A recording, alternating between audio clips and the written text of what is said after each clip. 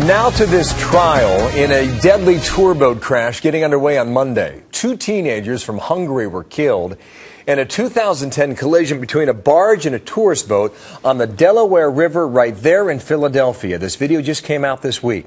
Their families filed a wrongful death lawsuit in federal court claiming both crews on the barge and on that boat were using cell phones at the time of the crash.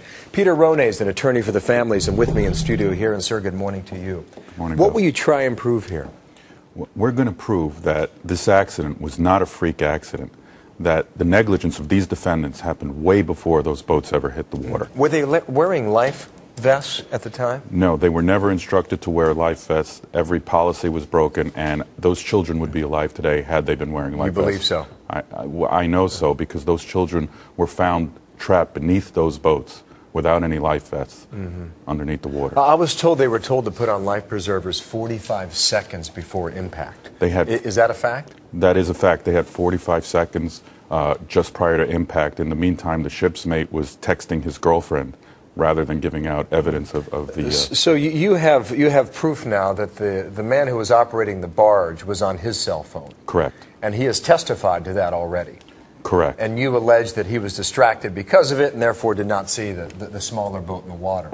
But what is it about the man who is running this duck boat on the Delaware River? Well, the mate on the duck boat, Kyle Burkhardt, he was texting his girlfriend instead of giving out evidence as well.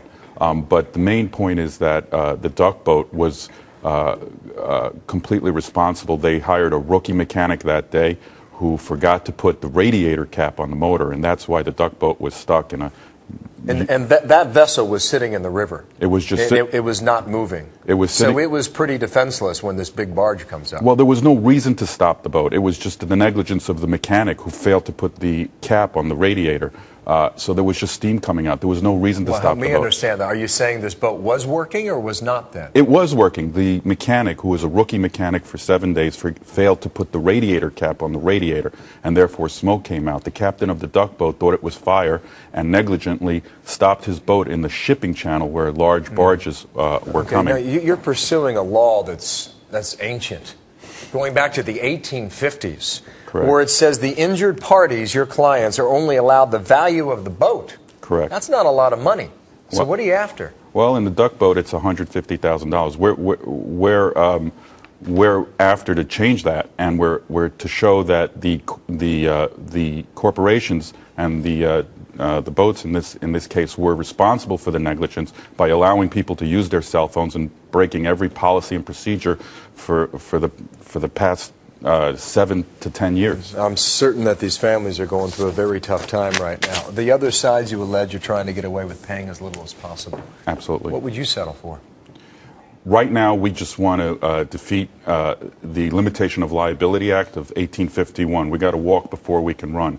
But for these families to watch their children sitting there for 11 minutes and 46 seconds waiting for their death has been painful, horrifying. As you know, when these barges move up a river, you know they're coming. So you had to think for some time that they had a spot on this barge. And just in the final question we have here, when that video came out, we saw it for the first time this past week. It took our breath away. Is that better evidence for you? Or what is on that tape you think that helps your case?